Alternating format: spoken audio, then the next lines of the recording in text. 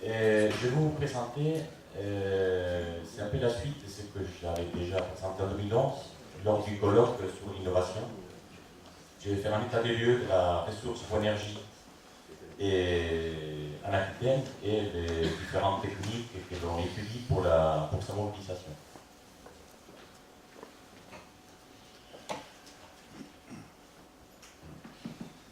Alors, très rapidement, à titre d'introduction, un contexte qui, ça a déjà été dit, c'est le contexte avec une raréfaction de la ressource et une demande en hausse. Jean-Bernard a parlé des différentes hypothèses, mais bon, dans tous les cas, c'est sûr que la demande, d'une manière générale, la demande en bois au niveau de la région est en forte augmentation.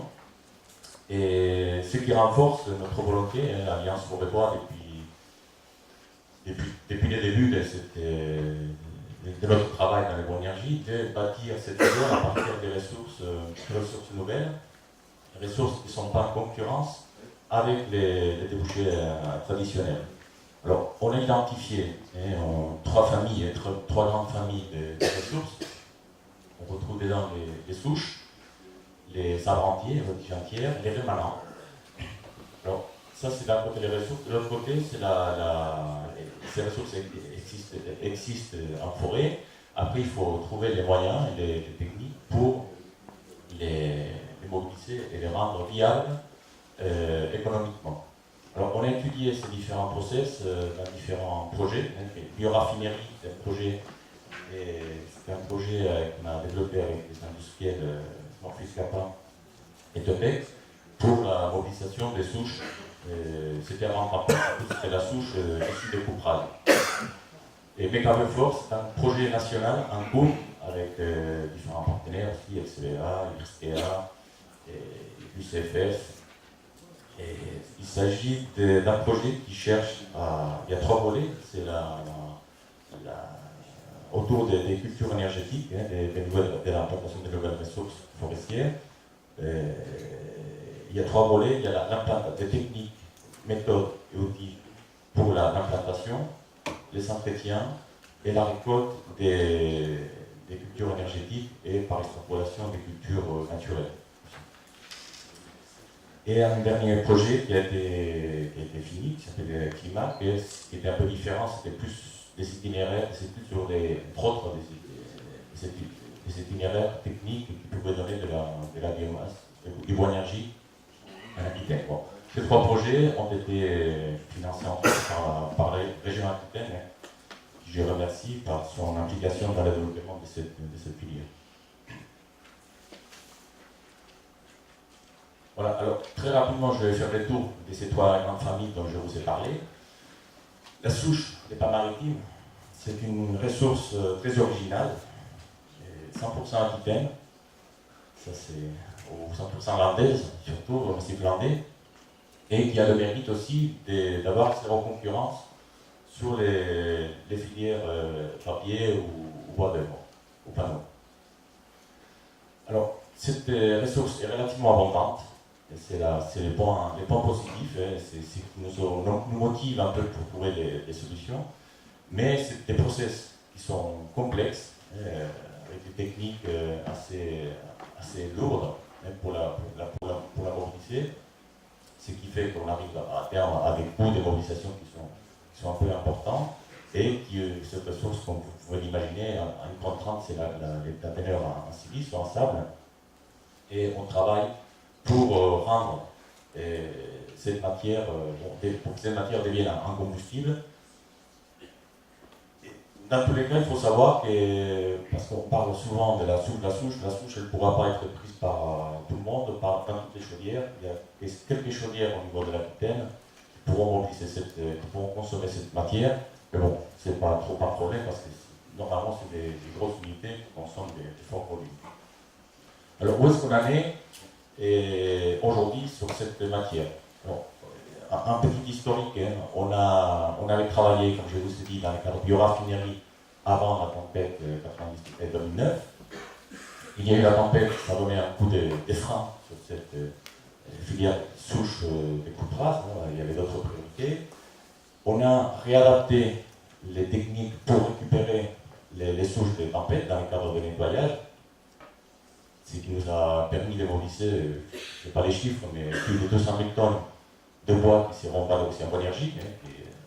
La même ressource en 1999 avait été détruite, elle était sur la coupe. Là, ça a été une évolution importante sur laquelle on avait déjà une expérience au préalable. Hein. Et là, en 2013, on a récupéré, on a repris les procès de souche couperade. J'estime à peu près, on aura fait 60 000 tonnes, on aurait arraché à peu près 60 000 tonnes, extrait 60 000 tonnes cette année, mais c'est un chiffre qui va aller en hausse. Alors aujourd'hui, on a des outils qui sont au point, que ce soit pour l'extraction, le débardage et même le broyage.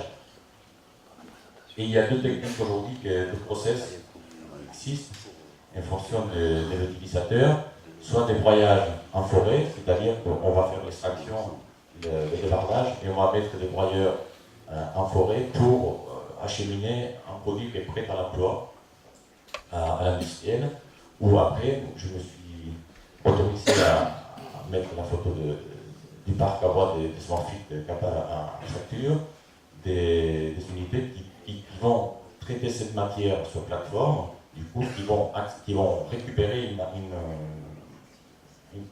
des morceaux, des fragments de souche qui sont broyés et criblés sur plateforme. Ces process aujourd'hui sont plus ou moins au point, suite à ces efforts de ces dernières années. Il y a encore des évolutions possibles et nécessaires.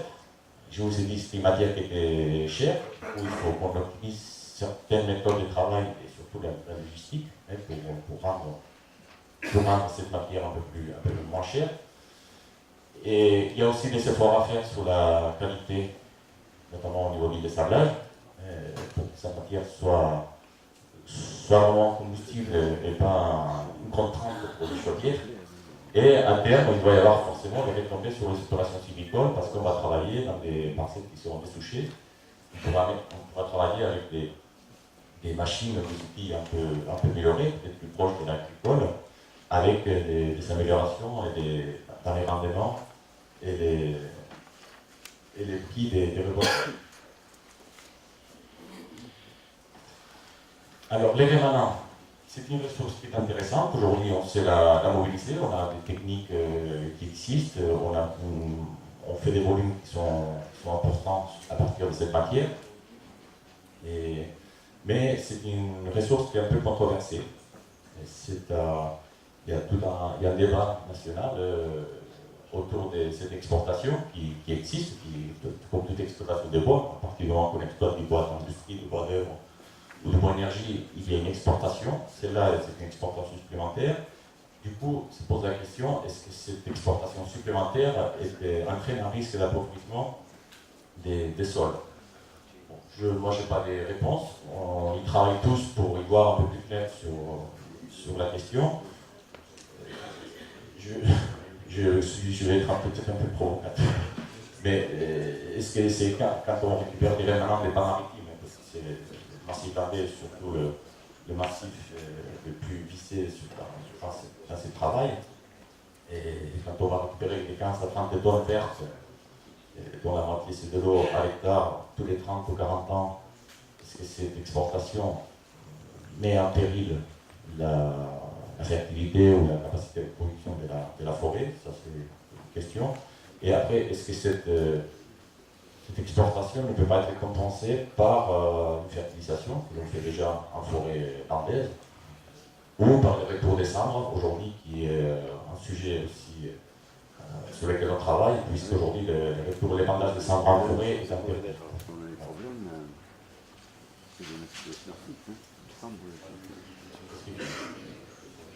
Alors, des évolutions sur l'état des lieux, déjà, comme je vous ai dit, on travaille avec des outils qui travaillent en forêt, surtout sur parcelles. On a mis en place récemment la machine que vous voyez en bas à gauche. Et c'est des outils très mobiles, manœuvrables et indépendants. C'est-à-dire que c'est une machine qui est capable de broyer les rémanents en forêt et mettre une plaquette prête à l'emploi pour de route. Juste la transporter par la suite. Et ça, on a fait un partenariat avec un entrepreneur. des évolutions par rapport à ces techniques. On va travailler avec on va tester des récolteuses, des cordons et des rémanents pour faire la reprise des voyages dans ce passage. Et on travaille aussi avec des systèmes, sur des systèmes de compression pour transporter la matière au parc, aux plateformes. Voilà, tige entière, et bon, je vais un peu plus vite. Dans ces cadres-là, on inclut tout ce qui est dépressage, taille malvénant, petit bois, culture énergétique. C'est un gros lot. Là, tous les départements, je dirais, de l'Aquitaine sont concernés. Et on a beaucoup travaillé, on travaille dans le cadre du projet de Carbiofort pour étudier les différentes techniques de cisaille qui peuvent exister. Et on voit dans quelles conditions ces différents outils sont les plus pertinents. Et les évolutions possibles, encore, toujours dans le cadre de Carbiofort, c'est le développement des têtes à disque qui ont démontré un intérêt sur un certain type de peuplement, sur des pelles TP, des pelles qui existent aujourd'hui dans les massifs, et d'autres systèmes de récolteuses pour dans le cadre des cultures en ligne ou énergétiques. Vous voyez en bas à droite une machine qui est capable de les couper et broyer dans ce passage. Et pour finir, bon, là, je finis par ces termes un peu à la mode du bois plus, que j'extrapole à la biomasse plus, parce que c'est pas toujours forcément du bois dans le sens où on le comprend. Je pense qu'aujourd'hui, il est important d'élargir un peu notre palette d'approvisionnement. On voit que le contexte est complexe et compliqué. Il faut tout d'abord former l'œil, voir la biomasse là où on ne va pas très souvent. Vous voyez, c'est une végétation arbustive, des fois pour du tournage, on ne voit pas très bien, mais ça, là, en bas à gauche, c'est souligné électrique. Des fois, c'est des endroits où ils ne sont pas exploitables ou sur lesquels on fait des broyages à perte au sol. Aujourd'hui, il y a des techniques qui existent pour récupérer cette matière. Et il faut peut-être sortir un peu de nos forêts, aller voir ce qui se passe au niveau dans l'agricole, dans le TP, dans l'urbain, pour aller récupérer du bois supplémentaire, ou de la biomasse supplémentaire. Et voilà, quelques exemples sur les endroits où on peut récupérer la biomasse, c'est tout ce qui est nettoyage des lignes électriques et gaz. On peut travailler sur la question, entretien en route rivière. Souvent, c'est des matières qui ne sont pas toujours valorisées. Et défrichement agricole, industriel, espace vert, biomasse agricole, je pense qu'il y a un fort potentiel aussi qui n'est pas exploité aujourd'hui. Et voilà, quelques photos des tests que l'on a fait avec une machine qui s'appelle Biovaleur. C'est un broyeur qui permet de récupérer ces matières sous forme de bagues et qui pourrait donner un peu plus de bois, de biomasse plutôt, pour les chaudières. Il faut se donner la possibilité de les mobiliser et de les brûler, parce que c'est des matières qui peuvent être aussi un peu complexes, un peu plus techniques au niveau de la combustion. Voilà, j'ai fini. Merci beaucoup.